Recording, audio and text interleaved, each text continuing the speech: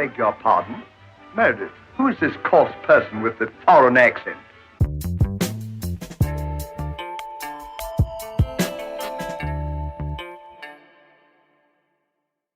Hello, I'm Danny, and this is Sylvia.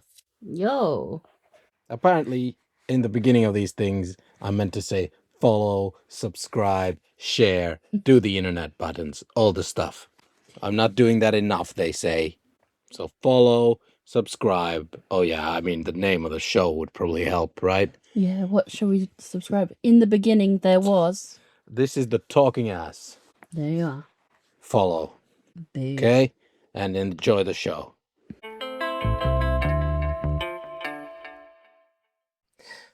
All right. Welcome, friends, to a Talking Ass podcast episode unlike any other. It's the greatest week of the year.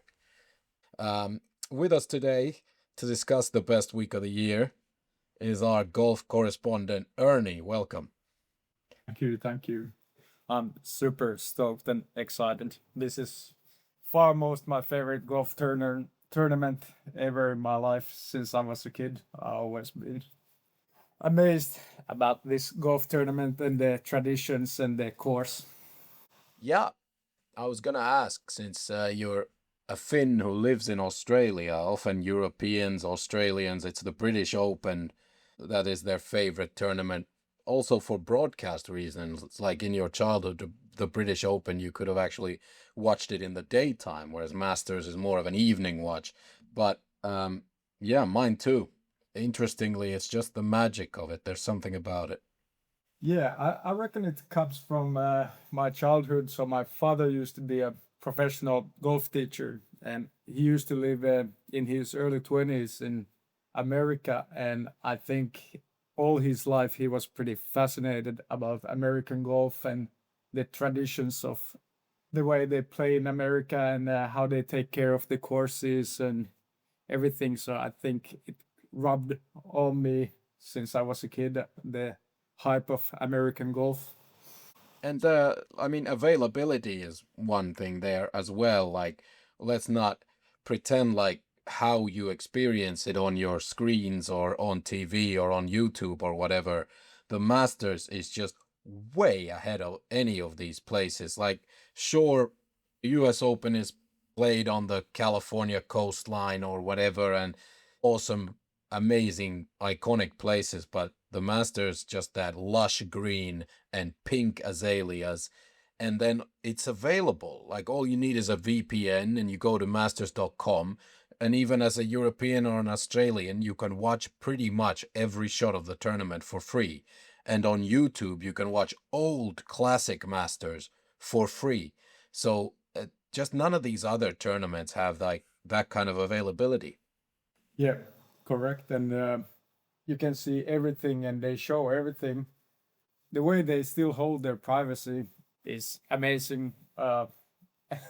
And I think the great thing is because they show you, but then you think about it, when you are on there as a patron, you can't film anything. So you don't get these TikTok, Instagram short videos. It's like full on. You watch the 1 hour highlights or you watch the whole competition, Sundays, everything. Like, Yeah.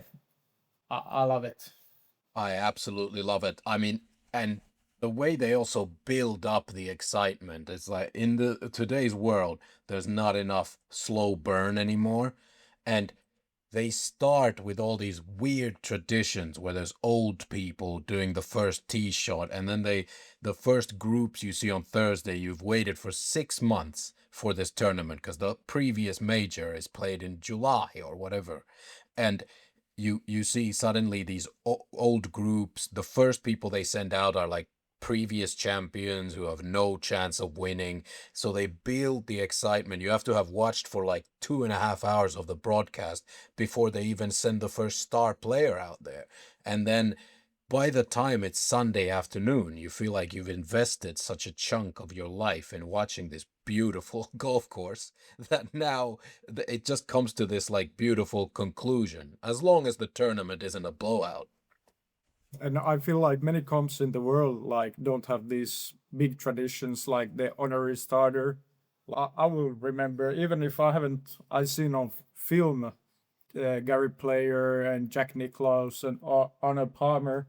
It's imprinted me what the 2016 when Arnie couldn't even hit the honoring starter shot, and Jack Nicklaus started to cry because he knew that it's probably Arnie's last year alive. And yeah, there is so much emotions and traditions, and the crowd and the patrons and us, we kind of live through those, and we see the decades of traditions and players. And I wonder how it is when, Phil Mickelson, Tiger Woods, and these guys will be the honorary starters. Like, we would be older and kind of it's a memory lane back in time.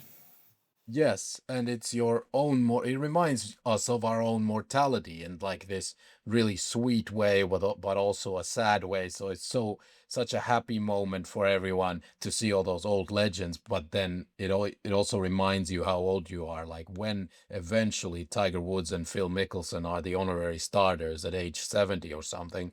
Probably both of them are so crazy that they still think they can win the tournament at that age. But it's gonna like bring us back to like, oh my God, I remember playing PlayStation games with these guys when they were on the top of the world. Yeah, because we were talking earlier about doing this, so I kind of went back and see all these old masters and tip myself, and you get like memories. Oh, like I was there, this life situation when this happened, and yeah, it takes you back in time. So it brings a lot of good memories back. All right, give us just to set the mood. Try to describe one of your favorite memories in the non-Tiger Woods category, because our generation, we're all wanking over Tiger, and we'll get to his car accident soon, don't worry, but just give us a non-Tiger division favorite memory. This, I think, is a memory that really I remember really clearly. Is when Hideki Matsuyama won the Masters 2021, if I remember correctly.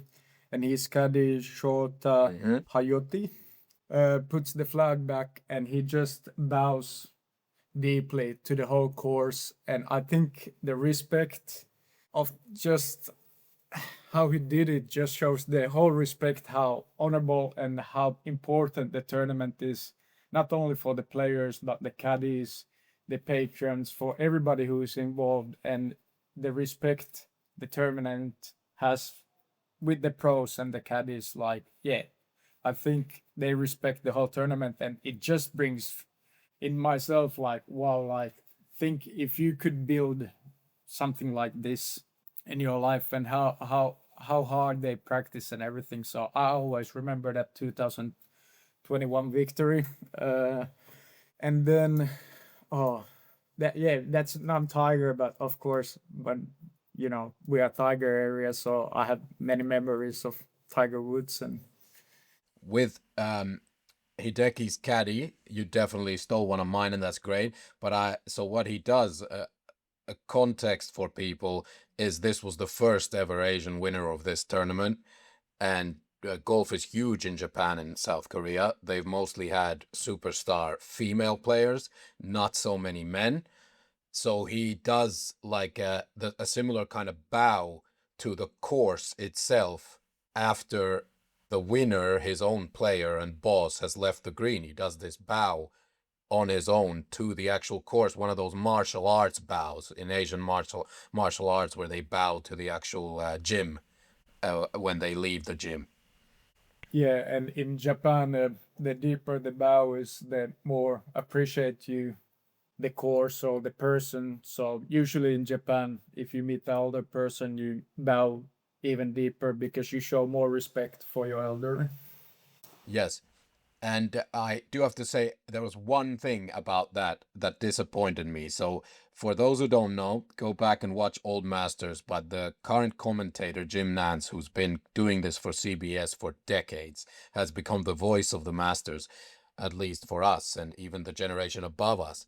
And Jim Nantz always, on the 18th hole, when the winner sinks the final putt if the winner is clear at that point, sometimes there's a playoff. He says something sort of legendary that becomes the tagline of that winner, that tournament. And when Tiger won in 1997, Tiger made his sort of appearance on the global stage finally and won by 12 shots or whatever. Jim Nantz says, a win for the ages. And when Hideki sinks the final putt, I was so hoping that he would say, because it's the first Asian winner, that he would say, a win for the Asians. But alas, we didn't get that. No. And then we have also Lundqvist. He's usually on the 16th, so they have the different commentators have usually like different tees. So he has pretty good quotes too. He has the Tiger chip in quote too on the 15th. Wait, Vern Lundqvist on the 16th, is that in your life? Have you ever seen anything like that? Is that the one? Yes, that's the correct. And then I think Lundqvist has on the 15th, he has Rory's shot too. He's a shot of a lifetime. That was last year. Yeah. Yeah. In Rory's round, that was one of the greatest televised golf shots of all time. Rory shot on 15. But in that round, he also had some of the worst shots that anyone who ended up winning a tournament ever hit. So that was a real roller coaster last year with Rory. Yeah. Oh, he hit that wedge shot into the creek too. Yeah. I need to say, from the non-Tiger division, a memory for me, I quit golf for about 15 years of my life. So I quit as a kid and then got addicted in my mid-20s. And then I also thought, well, maybe there's some golf I should watch. And I hadn't seen a major or even highlights from a major in years since the Tiger boom kind of ended. And I opened the Masters broadcast from 2015 and the tournament was ending, but I just saw this like young man walking on the 18th fairway, sweaty, kind of balding already, but just so awesome. And then the way Jim Nantz described his performance that I hadn't even seen until the 18th hole of the final day. Jordan Spieth we're talking about, who killed everybody in 2015. And I was like, what have I been missing? Why haven't I been watching the Masters every year? And then since then, I've watched every shot of every Masters and all the old ones on YouTube. But Jordan Spieth, and then how he followed it up the very next year, he was leading by 1 million shots and had a 9 or a 10 or whatever, a complete one of the greatest chokes in the history of the sport. Like, that was a non-Tiger division story for me. Yeah, correct. So 2016, he had a 7 on the 12th on the Race Creek hole where the Ben Hogan bridges. So it's called a quadruple bogey. He hit 2 balls into the creek, and yeah, he had a big meltdown, and then Danny Willett took the green jacket. Oh, Jordan put the green jacket on Danny Willett that 2016. He's not remembered as such a big champion, though, Danny Willett. No, but we'll get to him actually in this chat, because we have a category of bets we might want to do together, and one of them is a sort of old champion who's 500 to 1 in the odds or something. And actually, Willett is there as an interesting name because he's still of the age that technically he might make the cut. And this tournament, he still plays well. But yes, he was one of the worst champions because of what his career turned into. Like, he never won anything else important. Yeah, I think Danny Willett has had harsh times, but then also you have to remember that he's a Masters champion. He gets into the Masters dinners, and we just here commentating. He has the green jacket anyway. Yeah. No, I mean, obviously Danny Willett was an incredible player. I think when he won, he was 14th in the world, so he was not crazy that he would win. But most of those ranking points were from the European Tour, and really this is the Masters that Spieth lost. Like, Spieth should be a 2-time champion. Arguably, he should be a 4-time champion as many times as he's been close. But yeah, whatever. Will it is will it. I wanted to mention a couple more traditions from Augusta, both positive and negative. On this podcast, we're critical thinkers. Let's not remember the bad ones, but another couple of positive ones. No phones and no ads. So you have very limited advertisement compared to any other golf broadcast. If you watch this online on your laptop, for example, and hook it up to your TV, and golf in America especially is ruined by ads, and the Masters will not do that because they have so much money. And the other thing is no phones. So in this modern world, no ads and no phones. That's a pretty major bonus, right? Yes. I have even a story. So I worked with Cameron Smith's physical trainer when he used to win the Open, and he told me a story when they were at Augusta, and Cameron Smith just wanted to have a few practice shots from the bunker and see his technique, and they took an iPad, and yeah, he said that it didn't take many seconds on a practice day that somebody came and knocked him on the shoulder and said, "Hey, if that's not out of here, you guys need to leave." So it's pretty strict too. Like, it's no playing around there with these phones. How ahead of their time they really were with that, and it's awesome that they won't give that up. I love it, because any other golf tournament, it's just a bunch of dum-dums filming golfers rather than watching them. Filming someone who's being professionally filmed for every YouTube channel and TV channel on earth. You don't need it on your phone. Anyway, they were ahead of their time. I love that. But then on the negative side, the reason why this place is so magical and quirky and exclusive and secretive and weird, I mean, some of that is just that this is in the Old South, this is in Augusta, Georgia. And some of that, like, there is also a proud tradition of racism and classism. There's a reason why caddies at the Masters wear those silly, like, overalls. That's because they wanted a visible distinction between classes and races back in the day. Rich white people played the course, and poor black people carried the clubs. I mean, let's not forget that. Yeah, and it's not many years ago, like we say 10 years ago, there was the first women caddy, and that was the thing too, that women were not allowed to play there.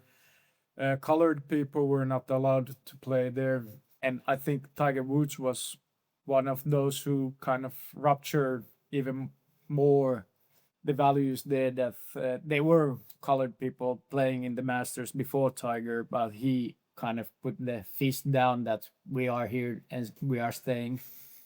Yeah, I think underrated in the Tiger division of memories, an underrated moment is the 2000 Masters, which Tiger didn't win, and then Vijay Singh won. And Vijay Singh is obviously from Fiji, so he's not like an American black guy.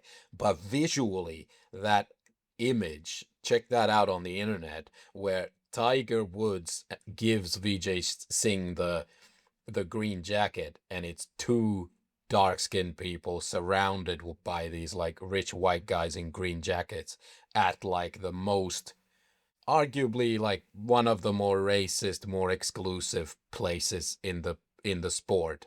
And I think that's a sort of underrated moment, I guess.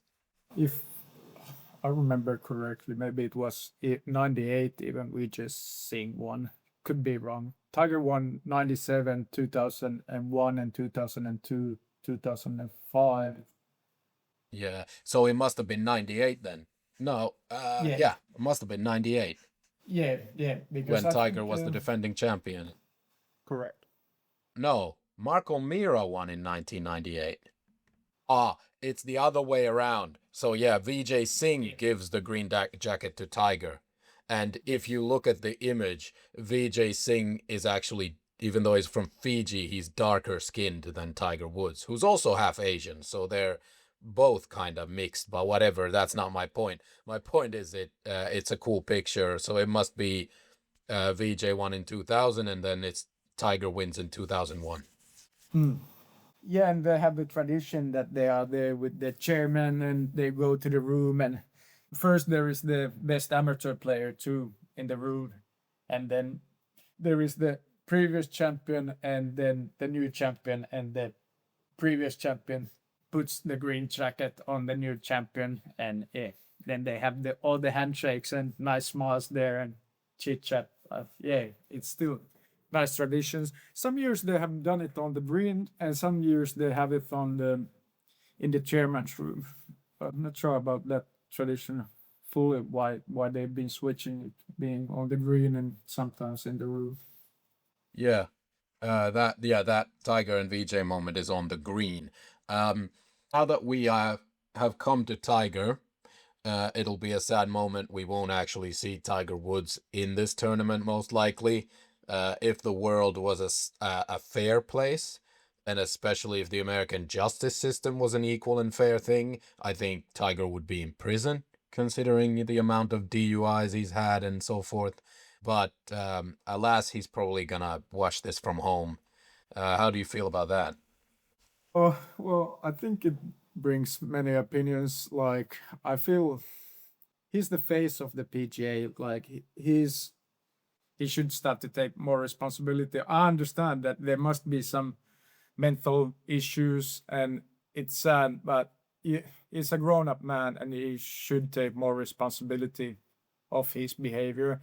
I don't like that, the previous ones, they become like memes, and this one too, when you little bit look at the internet, like people make it like a funny meme, and it's not anymore really funny. I think there is some deeper issues that should be taken care of, because he's also risking not just his own life but other people's life.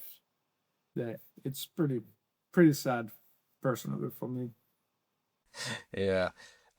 Let's do a quick context rant, reminiscent of my Middle East rant in another episode. Let's do a quick one for context. Tiger Woods wins 14 majors pretty quickly in his career, but the career is marred by injuries and scandals. He's injured all the time, everywhere. Becomes most likely, we don't know the details, but a painkiller addict. Also, I mean, he's been famous since he was 2 years old, so probably some mental issues there and difficult adjustment to life after golf, blah, blah, blah. Has all kinds of cheating scandals. Is the biggest celebrity in the world, comparable to someone like Michael Jordan, even though he's a golfer. Anyway, has an amazing comeback after all manner of injuries. The joke is that even his dog had multiple knee surgeries. And he comes back, wins this tournament we're talking about in 2019, and wins some other tournaments in professional golf, and really there was a chance that this wily old fox suddenly would maybe win some more, because Phil Mickelson won a major a few years ago as a 50-year-old or 51-year-old. Anyway, gets into a car accident then a few years ago and ruins all that hope. We were all back on Tiger watch, back wanking over Tiger Woods, gets into an accident, almost loses his leg, almost loses his life. And you would have thought that's when he gets a driver or deals with his issues. But no, here we are again. Now he's going to miss the Masters for the first time in a long, long time. And sad moment overall.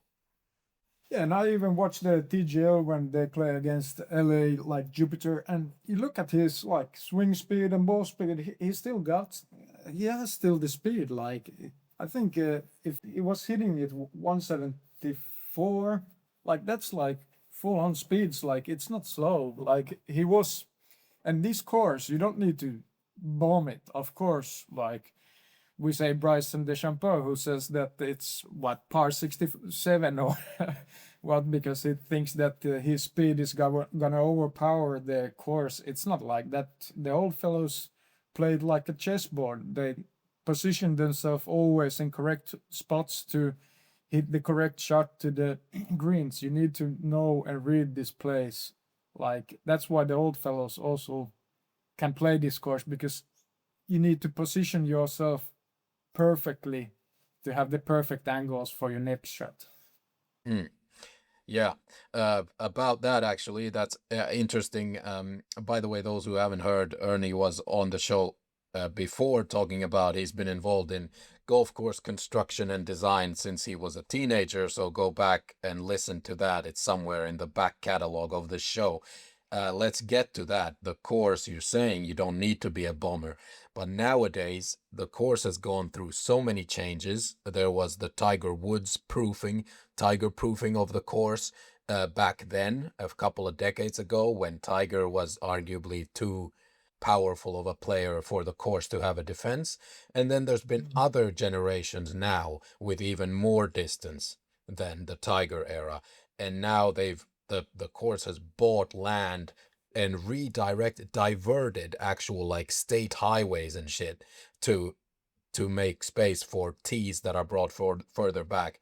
Do you, as a golf course design pervert, do you like these changes? I don't mind changes. Small changes are okay because the equipment and everything is developing. I feel like now it's all the discussions about that. Should we fix the club? Should we fix the balls and everything? The courses, you shouldn't change too much courses. I like what Augusta does. So many times you can see like niche changes, like you hear interviews from the caddies and players afterwards. They go next year and they are like discussing, wait a minute, like is the tree just like 10 meters taller or has it changed like 2 meters to the right? Like this place makes small changes and they think about this, and these players don't even notice, like they just like, has this hill become a little bit steeper? Has this bunker changed its spot like 2 meters forward? And like what, suddenly of 30-meter trees in the line, and yeah, they do these interesting changes. Yeah, there's a whole sub industry of OSINT, open source intelligence experts, who are analyzing satellite and drone footage of this golf course to see what secret changes they made. And this is true, like they make changes and the caddies and players arrive and they swear, they don't publicize them, but these guys swear that they've moved a tree and they do. Like some people even argue that it's all fake. Like when you see this on TV, it looks like, well, those trees probably have like USB ports in them for the internet or something. Yeah, well, they have all these rumors that there is like speakers having the bird sounds, that players don't ever see any birds there, but they can hear bird sounds, and these all kind of stories, and trees are just moving year by year, and yeah. Yeah. People who have white shoes, suddenly the shoes are completely green because they apparently spray painted to look better on TV, whatever. But it's hilarious in the COVID year when it was really wet because they had to play the tournament in November in 2020. They also banned the broadcast from saying the word mud. Like, no balls will get muddy at our hallowed grounds. And like players like Gary Player, like the Masters, they want to show their champions, but they are very picky. Like Gary Player is a personality who is kind of straightforward speaking, so they kind of try to avoid having many interviews because he can slip things into the interviews, maybe that the Masters don't want everybody to hear. And yeah, the Masters does this a lot. Like what I read, well, these are always rumors that, the commentators, they are not allowed to speak certain things, say certain things. So everything is pretty strict there, what you can say and show. All right. Some more about the course before we get into some names we want to pay attention to. About the course, let's focus on, let's give people a little bit of context here. You will want to, and you will probably find for free, even Sky sometimes has on YouTube in the UK, for free broadcasts from some famous holes like 12, 13, 15, 16, 18. You're going to see plenty of those. But let's look a little bit at other holes. Like, for example, I think number 5, with all the changes and how long they made it, is an atrocious golf hole. It's still an amazing tournament, but they've made one of their holes atrocious.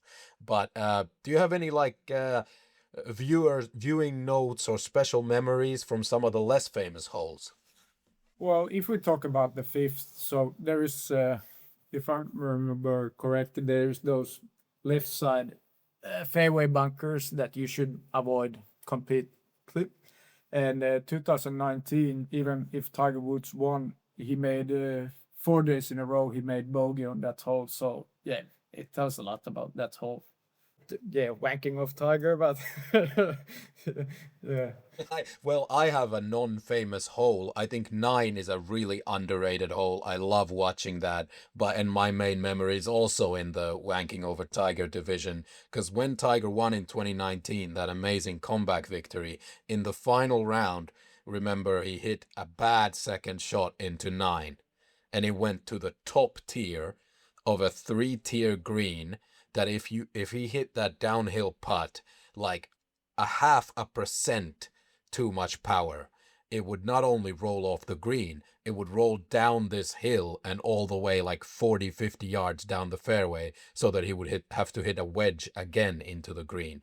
And Tiger putts this thing that the putt is on its way for like 40 seconds, and it looks like it stops several times, and oh no, he left it on the wrong shelf, he has another downhill putt, and it just keeps rotating one more time and takes the final hill and goes to like an inch from the hole. So it wasn't even a hold putt, but where he was in the tournament then, a bogey there would have killed his momentum, and that gave him a chance to win.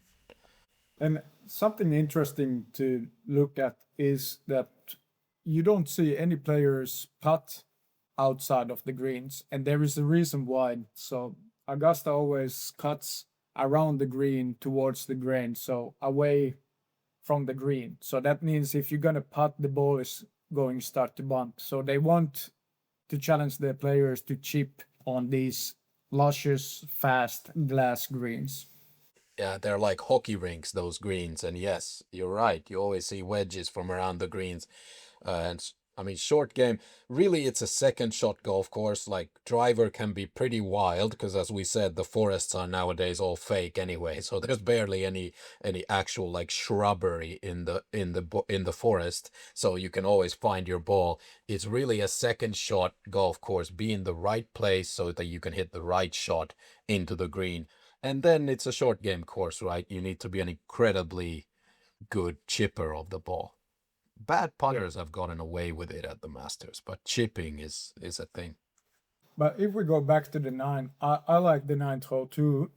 You and me as a player, so it's first like a small funnel with the trees, and then it opens up really widely, and it's elevated green, so it's higher. So people, you don't really see on the TV, but these elevations between greens, tees, and fairways, they are enormous. Like they can be 30 meters downhill or uphill, 100 feet if we talk American language.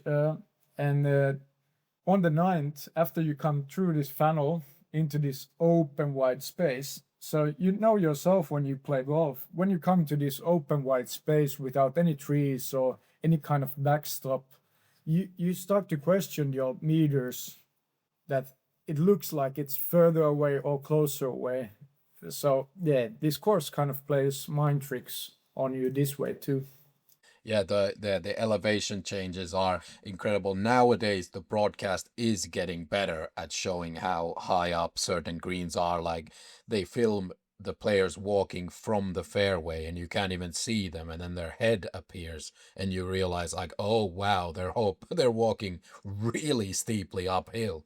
And yeah, TV kills all that, how hilly it is. But at the end of the day, I play hilly golf courses, so I would expect that these guys have a tough walk.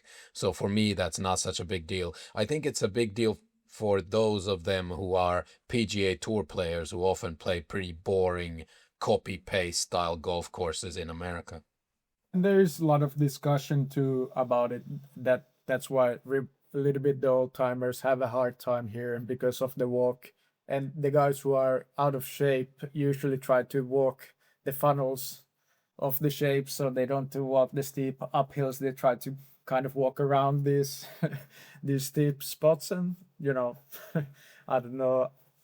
I haven't walked those fairways myself, but yeah, they look steep. A non-famous hole that we could cover from the back nine, I think.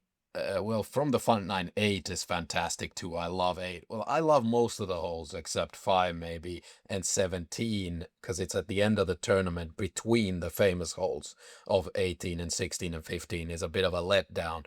But let's like 11. I think is so fun to watch every year. Like that, they're just having to thread that decision between there is a safe spot to have an up and down with a chip, or you go for the shot that could roll into the water. Incredible hole. And for the viewers or listeners, this is called the Amen corner. So it's 11, 12, and 13. They are kind of amphitheater together. So from kind of a one spot, you can see all these holes together. Yes. And also, if you're watching at home, find it maybe with a VPN on the Masters website, or maybe if you have it through a provider in your home country. These are often free broadcasts that just show you Amen Corner, those 3 holes, 11, 12, 13, and you can watch every player come through them, usually for free. And that's an incredible way to watch the Masters. The other thing that's often free is you can watch a group play the entire course, so you see every hole. Yeah, if you want to learn the course and see the whole, I personally like to watch sometimes the feature groups, because you kind of take a walk with the guys. Like you just, okay, you have a small break, you watch, you can see the course by itself when you watch the feature groups. So if you want to learn the course, yeah, the feature groups, good way to watch both. Word of warning to those casual golf fans there, though, that it might sound romantic and lovely, but these guys nowadays, they play unbelievably slowly. So you might want to toggle between featured groups and some other kind of broadcast from the Masters. You'll have plenty to choose from. You even have par 3 coverage that just shows you shots on par 3s. Anyway, just watching one group, you'll be there what feels like 16 hours because they just never hit the ball. Just hit the ball already.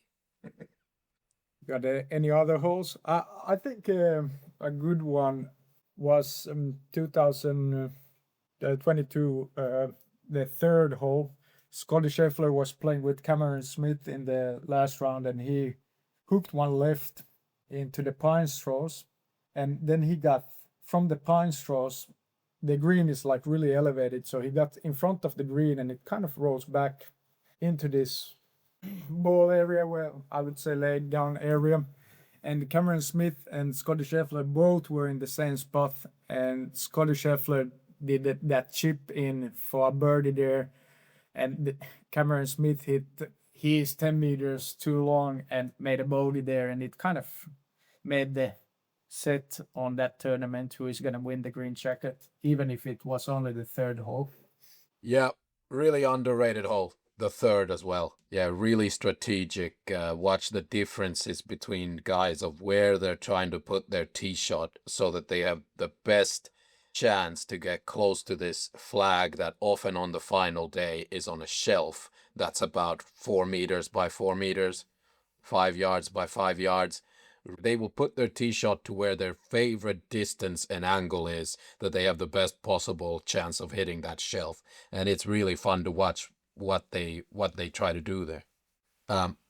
Next, we will get to, it's time to get to some names. Let's start with my favorite category. I'm in some betting circles for the Masters every year, and one fun one is a past champion with no chance of winning, but which one of them finishes the highest, as in makes the cut at least. And for some context to people, there are some old people playing amongst like modern super athletes, because past champions can almost play this for life. I mean, at some point the tournament sends them a polite letter like, you're embarrassing yourselves and the tournament, please now you can just be an honorary starter or something. Don't play anymore. But technically, you could have like a 70-year-old still in the field. And we have some fun names this year. Who's your pick from the old timers? Well, I would always want to choose Freddie Couples, but I think he's just a hair too short this year. Uh, Vijay Singh, he's been playing with the tour guys this year too, so maybe. But maybe we should go a little bit to the dark side and pick up Angel Cabrera. Yeah. Arnold Cabrera is a fantastic choice. A bit of context there too. Been to prison and a bit of a not necessarily a great person. But all right, Angel Cabrera is a choice. He's 2,500 to 1. And just to be fair to you, actually I can't be fair to you because I don't want any of those names that would have such high odds. Freddie Couples, Angel Cabrera. I think I'm gonna cheat a little bit. Maybe you didn't notice, but there are some names here that now count as old timers because Zach Johnson is still a decent golfer. Maybe not as long enough to win, but definitely good enough to make the cut, and he counts as an old timer. See, we're getting old. Zach Johnson, who won this in whenever it was, 2005 or whenever, is now on the Champions Tour. He is 50 years old. So that's an interesting name there. And Danny Willett is still too young. He doesn't count, but he's a past champion who might make the cut as well. Always somehow plays well. About how old is Bubba Watson right now? Yeah, so I don't think he's quite. I mean, I guess we should have had more rules for this, but I think your choice of Angel Cabrera versus Zach Johnson, I think that's fun. I think Bubba's only 48 or something. Yeah, but when we think about old timers, we think these guys who are closer to 60 than 50. They're over 50, but closer to 60. I would. They are gray and look old. One guy who I always bet on was Bernard Langer. I think this is the first time he doesn't play in the Masters, even if he's been a dominating person on Champions Tour. And last time when we discussed, I know that you have an issue with his broomstick putter, but as we had the discussion last time, he has won the Masters though with the short putter. Yeah, and that was a bit tongue in cheek. I love Bernard Langer, and this is a sad moment for anyone who's liked betting on this old timers category. Bernard Langer is an old timers legend at this tournament. Like he made the cut when he was whatever 65 or something or 64, and I loved putting a few bobs, just a few matchsticks, just on him to make the cut. And it's sad that he's out now, too old, I guess. But overall, is Phil Mickelson on the category of? He's over 50. Like, yeah, he's on the old timers. Yeah, you could have had Phil. Yeah. But I'm not gonna change my choice. But I reckon if Phil could be one who could make the cut. He likes to eat those tramberries to keep him.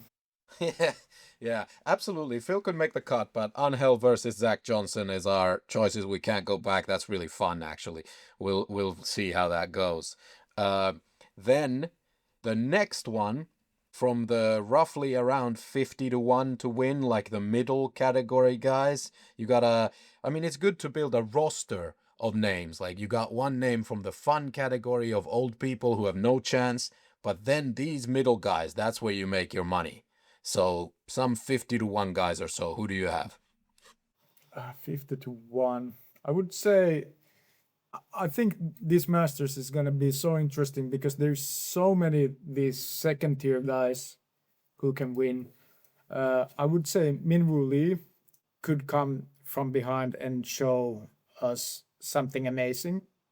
Fitzpatrick, he's been in good shape. Is he a 50 to 1 guy? Oh, I reckon so. Would you say so? Fitzy is 22 to 1, so he'll go in the next one category of people who might actually win this. You have loads of interesting names in 50 to 1. So the way this works, obviously, for anyone choosing to play matchsticks with mommy is to have a roster, put slightly less money on the more unlikely ones and slightly more money, and all you're trying to do is make a profit. Not everybody needs to win. So from the 50-1 category, names like this, Robert McIntyre, 45-1, you got a 5-time major champion in Brooks Koepka. 45-1, you got Jordan Spieth. I mean, these are guys, put a bet on to top 10. Not to win necessarily, just they always seem to play well either here or just in general at majors. Interesting guy also, 55-1, Chris Goddard has been like a rising star in golf. Yeah. And Jake Knapp, I think he would be in that category too, 50-1. So Minwoo Lee, I think it's a strong context. And Jake Knapp, he's been solid, and they have been looking at him that he's one of the best strikers right now, but he just needs to get over that threshold to win the tournament. And usually the Masters is though that the big ones win it, like Rory, Scottie, Jon Rahm, like Tigers, always the big ones. But we have seen before that these kind of third tier guys could come up and make a run on the Sunday afternoon. So if I pick few guys, I would pick a couple guys I would pick from maybe this third tier is Minwoo Lee. I think his game is looking really good. Jake Knapp. And how many picks do we have? 3 picks? Yeah, take 3 from this category. That's a good number.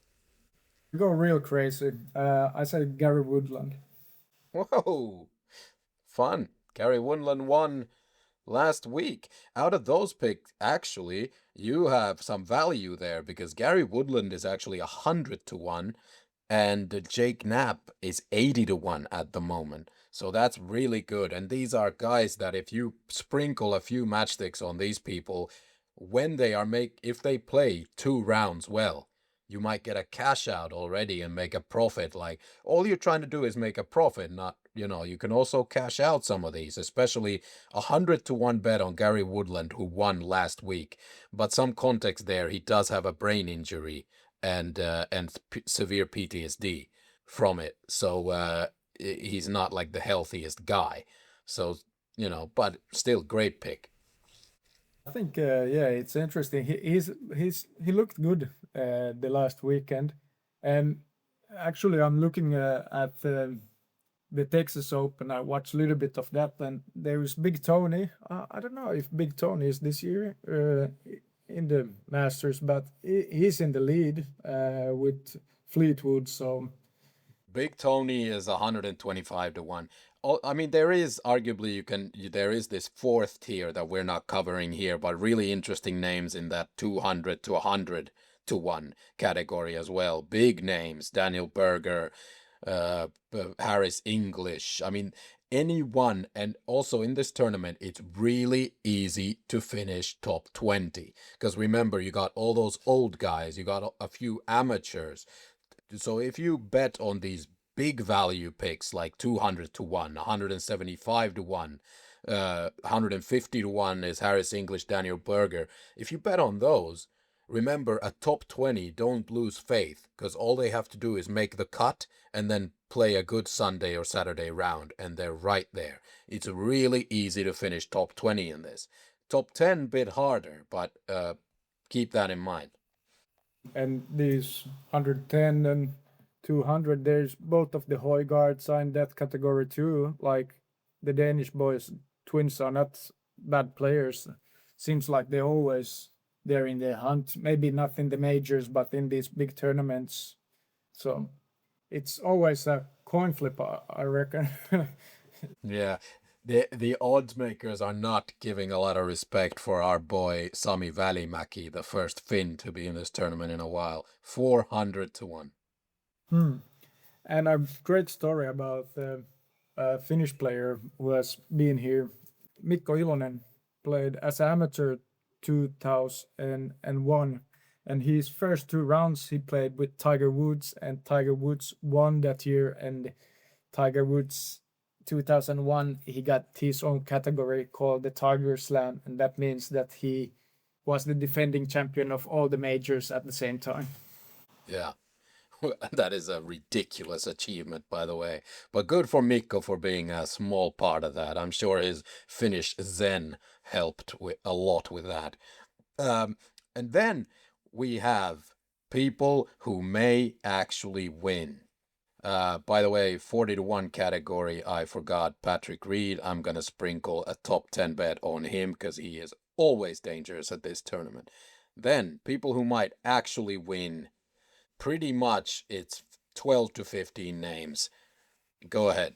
Oh, I just wondered, who did you pick on the 50 category? I think we just, yeah. Oh, yeah. I'm going against yours with... I can't take Reed because that's 40-1. That's cheating. But Spieth is 45-1. I'll pick my boy just for the fun of it. 5-time major champion Brooks Koepka, 45-1. And then I'll take a dark horse in Chris Gotterup, 55-1. I'm leaving Robert McIntyre on the bench. Sorry, Bob. I think you took you took the big boys, like dogs. I would say Jordan Spieth, Koepka, and Gotterup out. Yeah, dogs. Gotterup plays with the gloves open, has all the jewelry. Koepka has been started to be strong on the PGA Tour. He's getting his flow and Jan back. He's rocking a little bit shirt open, rocking these old Nike shirts, and yeah, he looks big and having his tobacco pouch in his mouth when he's playing. And yeah, Jordan Spieth, you never know. Yeah, but I'm so stupid for leaving Bob McIntyre on the bench actually because I can't change now, but Bobby is left-handed and what we didn't discuss here is that this tournament is way better for you. This course suit is so much easier if you're left-handed historically. But they say it's a draw base players, but of course you think about Jack Nicklaus and Tiger Woods, they played fade, but most of the holes you hit from right to left. So, for example, Patrick Reed is a big draw player, so that's why he's been always good at this course. And many of the lefties like Rob McIntyre, he likes to shape it both ways, of course, but I think he has a more stock fade shot that suits this course. Yeah. So, with the actual guys who can win. Let me read them out for everyone. Like, these are serious contenders now. Scottie Scheffler, number one favorite. Bryson DeChambeau next. Jon Rahm, Rory McIlroy, Xander Schauffele. Those are like 16-1 or less. Then you have in the 20-1 category, which in golf is still, pretty short odds. Ludwig Åberg from Sweden, Matt Fitzpatrick, Cameron Young, Tommy Fleetwood, and then the final one we'll include here is Justin Rose, 35-1, because a lot of people have been very hot on him. Justin Rose, he has a couple of those second places like last year, and he was second to Sergio Garcia too. I think it was 2017. So yeah, Justin has been close, but he hasn't clutched it. And it would be nice to see Justin Rose with that green jacket. Yeah. It's fine. I root for him just because the heartbreak of losing this tournament twice in a playoff. But he's sponsored by a bank and he's a bit boring and he's a bit too I don't know, just a bit British for my taste a bit. Yeah. He's not my favorite guy, but it's fine. I would love it if he won. No, he's not my favorite either, but still, he has a long, nice career, and it would be a kind of beautiful ending for his career. I think he even he's old about these ice baths and taking care of his body, and he has found a new phase in his career. I don't reckon he has too many chances to get the green jacket anymore. Yeah, he's like Phil Mickelson, where he will go directly one day, he will just go from the absolute top of the world, from among the favorites, and 1 year he'll just suddenly be in that old-timers 1,000-1 category with no chance anymore. It'll just happen one day. Yeah, this category is so exciting. Like, we have these second tier and third tier, and there's already players that could be Like you think about Patrick Reed, I know he's in the 40-1 category, but I just when he jumped out of Lead Tour this year, I've just been weirdly sadistic Patrick Reed fan. Even like people probably don't like he's cheating and everything, but I just think he has that swag, and he's been winning on the DP World to kind of go there, dominating it and showing like, oh, I still got the game. And now he's coming to his home hoods where he's already won once. And last time when he won, it was a match. I think 2018. It was Rory and him in the last group, and they had the crazy Ryder Cup before that. And yeah, now it's kind of Rory is the defending champion, and it would be pretty nice to see Rory put the green jacket on Patrick Reed's shoulder this year. Yeah, that would be iconic. Some context there, these guys have been enemies in the Ryder Cup and so forth. Patrick Reed, a major villain of the golf world otherwise too. I never hated him. I always liked watching him play, but apparently he's cheating and so forth.